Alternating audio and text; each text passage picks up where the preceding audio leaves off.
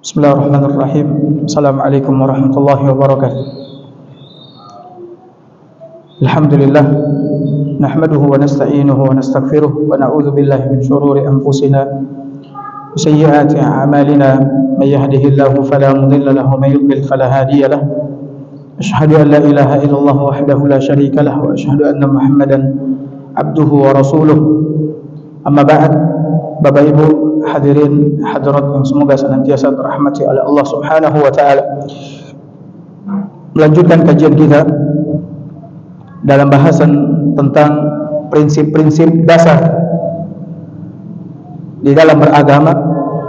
Maksud di dalam beragama adalah di dalam agama Islam yang harus diketahui, dipelajari dan dipegang teguh oleh setiap muslim dan muslimah agar selamat di dunia dan di akhirat. Kita telah menyebutkan dua prinsip.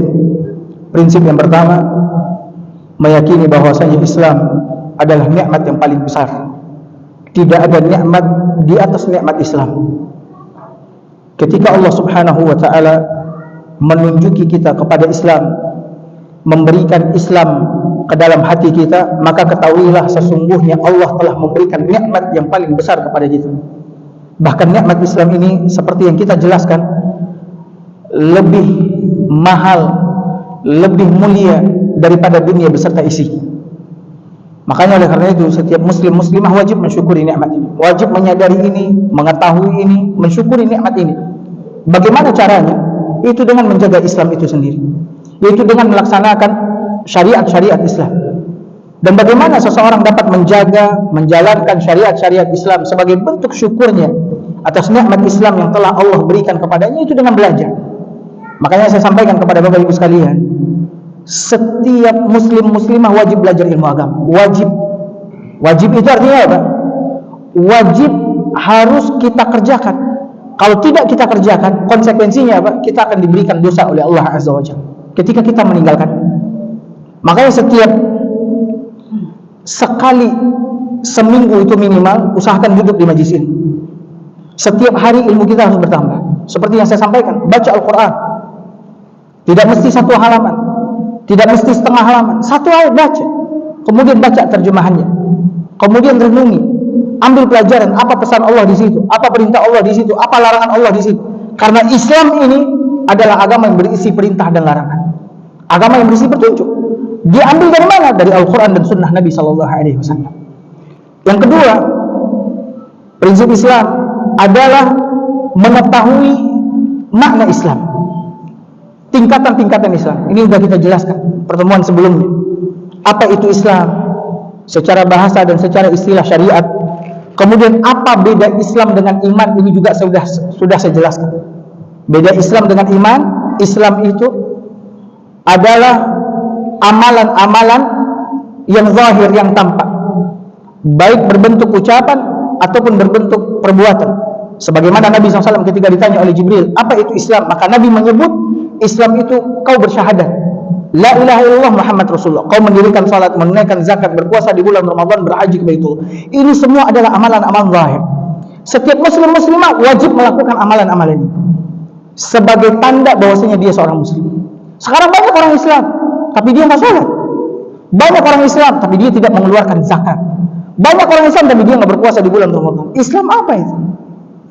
Ya, Islam yang seperti apa itu? Kalau kau muslim, muslimah, kau wajib mengerjakan ini semua. Ya, konsekuensi sebagai kau seorang muslim. Kita sudah jelaskan Islam itu artinya secara bahasa artinya adalah apa? Tunduk, menyerah, pasrah, patuh. Sedangkan secara istilah syariat Islam itu apa? Berserah diri kepada Allah dengan mentauhidkan Allah, menjadikan Allah satu-satunya yang kita apa? Yang kita sembah, yang kita beribadah kepadanya. Kita nggak boleh beribadah kepada selain Allah Azza wa Jalla. Ya. Kemudian Islam itu kau tunduk, patuh dengan melakukan ketaatan kepada Allah. Datang perintah Allah, wajib kau kerjakan. Datang larangan Allah, wajib kau tinggalkan. Sebagai konsekuensi kau sebagai seorang muslim, muslimah. Dan kemudian berlepas diri dari kesyirikan dan pelaku kesyirikan. Itu makna Islam. Saya sudah jelasin ini. Sedangkan iman itu adalah apa? Amalan-amalan yang batin.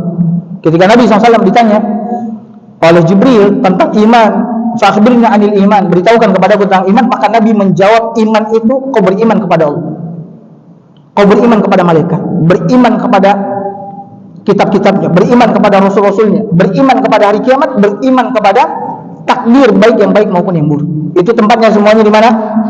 Di hati tempatnya. Ya, di hati. Nah, kita sudah jelaskan ini. Kemudian Islam terdiri dari 3 tingkatan. Islam ini tidak satu tingkatan. Terdiri dari berapa? 3 tingkatan. Yang pertama, dan ini tingkatan yang paling bawah, adalah Islam. Kemudian di atas Islam apa? Di atas Islam apa? Iman. Di atas iman adalah apa? Ihsan.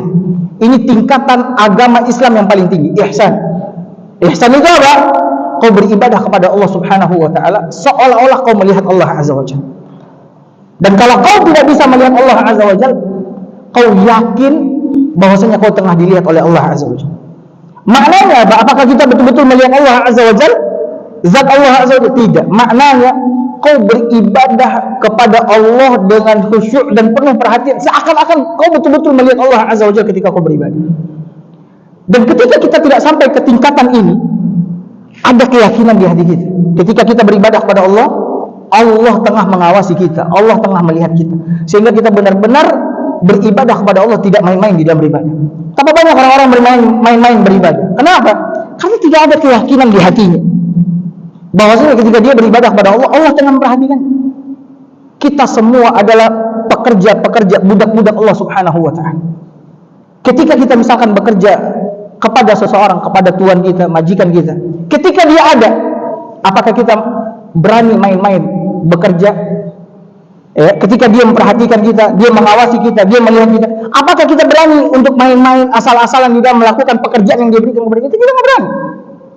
Lantas kenapa sama Allah Azza wa Jalla kita berani? Sholat nggak pernah khusyuk, beribadah main-main, nggak serius, tidak memperhatikan, asal ibadah. Tapi banyak orang-orang beribadah sekarang ini main-main, main-main. Coba hadirkan di dalam hati kita, ketika kita lagi beribadah, Allah tengah melihat kita. Karena Allah ciptakan kita, Allah suruh kita untuk beribadah kepadanya. Kenapa kita main-main beribadah kepada Allah Azza wa Jalla? Nah, ini semua sudah kita jelaskan di pertemuan-pertemuan sebelumnya. Islam memiliki rukun, iman memiliki rukun, ihsan juga memiliki apa? Rukun. Nah, sekarang prinsip yang ketiga, ketahui keutamaan dan keindahan Islam. Ini prinsip yang ketiga. Ini kajian kita yang baru. Ketahui keutamaan dan keindahan apa? Islam. Untuk apa? Agar kau bersyukur kau mendapatkan hidayah Islam. Banyak orang di luar sana tidak mendapatkan hidayah Islam. Dan tidak ada jaminan orang-orang yang tidak mendapatkan hidayah Islam sekarang di luar sana, sebelum mati mereka akan mendapatkan hidayah Islam. Tidak ada jaminannya. Kau alhamdulillah dari kecil Allah sudah berikan Islam kepadamu. Kau terlahir dari perut ibu yang sujud, rukuk kepada Allah, yang kenal dengan Allah Azza wa Jalla. Kau terlahir dari bapak yang sholat, bapak yang beribadah kepada Allah Azza wa Jalla. Kau syukuri. Lihat betapa banyak orang-orang di luar sana terlahir dari perut ibu yang menyembah berhala, menyembah patung. Berikan sama saya jaminannya. Siapa yang menjamin mereka sebelum mati dapat hidayah Islam? Belum akan tentu. Makanya agar kita semakin bersyukur atas nikmat Islam, ketahui, kenali apa sih keutamaan Islam, apa sih keindahan Islam. Dan dengan itu kita juga semakin pede untuk mendakwahkan Islam ini kepada orang-orang, mengajak orang kepada apa? Kepada Islam. Sebagaimana yang dilakukan oleh Nabi kita yang mulia SAW. Islam ini adalah agama yang besar. Karena dia adalah agama satu-satunya yang diridhai oleh Allah, yang datang dari Allah Azza wa Jalla. Saya ulang, Islam itu bukan agama yang remeh, agama yang kecil. Tidak, dia adalah agama yang paling besar. Satu-satunya agama yang datang dari sisi Allah, yang diridhai oleh Allah Azza wa Jalla. Selain daripada Islam tidak diterima oleh Allah Azza wa Jalla. Sebut agama apa saja, tidak diterima oleh Allah Azza wa Jalla. Allah sendiri mengatakan dengan tegas dalam Al-Quran, Inna ad-dina indallahi al-Islam. Sesungguhnya satu-satunya agama yang diridhai di sisi Allah Azza wa Jalla hanyalah apa? Islam. Itu bukan saya yang mengatakan, tapi Allah yang mengatakan. Kemudian dalam ayat yang lain Allah mengatakan apa? Wa may yabtaghi ghairal Islam dinan fala yuqbala min. Siapa yang mencari agama selain daripada Islam, dia cari agama selain daripada Islam, dia cari agama Kristen, dia cari agama ini, Hindu, Buddha, Yahudi, Nasrani, lain sebagainya, maka tidak akan diterima oleh Allah Azza wa Jalla. Dan orang yang mati di atas selain agama Islam. Apa kata Allah Azza wa Jalla? Wa huwa fil akhirati minal khasirin. Dia termasuk di akhirat ke dalam kelompok golongan orang-orang yang merugi. Orang-orang yang merugi di akhirat siapa? Mereka yang dimasukkan ke dalam neraka jahanam. Dan orang-orang yang mati tidak di atas Islam kekal selama-lamanya berada di dalam neraka. Orang Islam banyak pun dosanya, saya sudah sampaikan ini. Orang Islam banyak pun dosanya, dia mati dalam keadaan membawa dosa-dosa besar. Dia bawa dosa-dosa besar. Dia membunuh, dia berzina, dia memakan harta riba, dia memakan harta anak yatim, dia menuduh wanita baik-baik, laki baik-baik, berzina dan lain sebagainya. Ini semua dosa-dosa besar. Dia mati dalam keadaan demikian. Tapi dia tidak mati dalam keadaan berbuat syirik.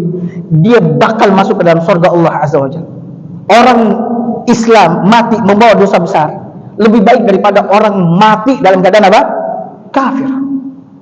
Ya, lebih baik daripada orang yang mati dalam keadaan apa? Kafir. Orang yang mati dalam keadaan kafir, tempatnya berada di dalam neraka jahanam, gak akan pernah keluar selama-lamanya di situ. Akan pernah keluar. Dia akan terus diazab, dan gak akan pernah mati di dalam neraka Allah. Jadi sekeras apapun, seberat apapun azab di dalam neraka, tidak akan membuat penghuni neraka mati. Sekalipun mereka minta kepada Allah, ya Rabb, matikan aja kami gak kuat untuk menerima azab ini. Matikan kami. Allah gak akan matikan mereka. Setiap kali hancur tubuh mereka, Allah ganti dengan yang apa? Yang baru. Makanya kenali, ketahui apa sih keutamaan Islam. Ya, sehingga kita pede dengan Islam. Sekarang banyak orang-orang gengsi dia dengan Islam, ya subhanallah. Disuruh baca Al-Quran di bus, di mana-mana, atau dia dia hidupkan syiar-syiar, semalu dia, subhanallah. Tidakkah kau lihat orang masang salib di dadanya besar-besar, nggak pernah malu? Kenapa kau malu? Kau disuruh berhijab, kau malu. Padahal hijab syariat Islam. Kau disuruh untuk ini, kau malu. Kenapa kau malu? Kenapa kau tidak bangga, tidak merasa mulia dengan Islam yang Allah berikan kepadamu? Subhanallah. Makanya lihat ketika Umar bin Khattab datang dari Madinah, ya, bersama, kalau nggak salah, salah seorang sahabat, saya lupa sahabat ini. Umar datang dengan pakaian biasa-biasa saja untuk mengambil kunci Baitul Maqdis dari tangan orang-orang Yahudi. Umar datang memakai pakaian biasa saja, memakai sandal biasa-biasa saja. Apa kata sahabat ini kepada Umar? Ya Amirul Mukminin, tidakkah kau memakai pakaian yang besar, pakaian yang bagus? Ya, tidakkah kau mengenakan pakaian yang mulia? Ya, ketika kau akan menemui pemimpin-pemimpin Yahudi dan sebagainya.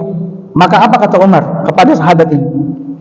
Kata Umar, sekiranya ucapan itu tidak keluar dari mulutmu, sekiranya ucapan itu tidak keluar dari mulut, sesungguhnya kami ini, kata dia, kita ini adalah kaum yang telah dimuliakan oleh Allah dengan Islam. Kita ini adalah umat yang telah dimuliakan oleh Allah dengan apa? Kemuliaan orang nggak dilihat dari pakaian, kemuliaan orang nggak dilihat dari kendaraannya, nggak dilihat dari sendalnya, nggak dilihat dari apa-apa. Tapi kemuliaan seseorang dilihat dari mana? Dari agamanya. Kalau sekiranya itu keluar dari mulut selainmu, maka aku akan memukulnya, kata dia. Ya, makanya Umar datang. Dia datang sebagai seorang yang mulia, sebagai seorang Muslim. Nah, kita seharusnya bangga dengan keislaman kita. Kenapa mesti minder? Masuk waktu sholat, kau tinggalkan teman-temanmu yang mungkin orang-orang non, nggak boleh malu, kau pergi, tunjukkan aku ini Muslim, kau bangga dengan agamaku. Ya, maka oleh karena itu di prinsip yang ketiga ini kita akan jelaskan tentang keutamaan. Apa sih keutamaan Islam, kemuliaan Islam, keindahan Islam, sehingga kita bangga dengan Islam kita, merasa mulia dengan keislaman kita, kita pede dengan keislaman kita. Ini insya Allah akan saya sampaikan satu-satu ya di pertemuan-pertemuan kita berikutnya. Yang jelas Bapak Ibu sekalian, Islam ini agama yang besar, agama yang paling baik, agama yang paling indah. Tidak ada agama yang paling baik, yang paling indah dan paling besar di permukaan bumi ini selain daripada Islam.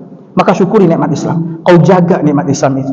Kau datang ke masjid sholat, kau baca Al-Quran, kau zikir sebagai bentuk kau sebagai seorang muslim, muslimah. Semoga Allah Azza wa Jalla meneguhkan kita di atas Islam ini sampai kita mati. Semoga kita mati bertemu dengan Allah sebagai seorang muslim dan muslimah. Semoga keislaman kita ini menyelamatkan kita dari neraka, membawa kita masuk ke dalam surga. Barakallahu fikum wa sallallahu ala nabiyyina Muhammad wa ala alihi wa sahbihi wa sallam. Assalamualaikum warahmatullahi wabarakatuh.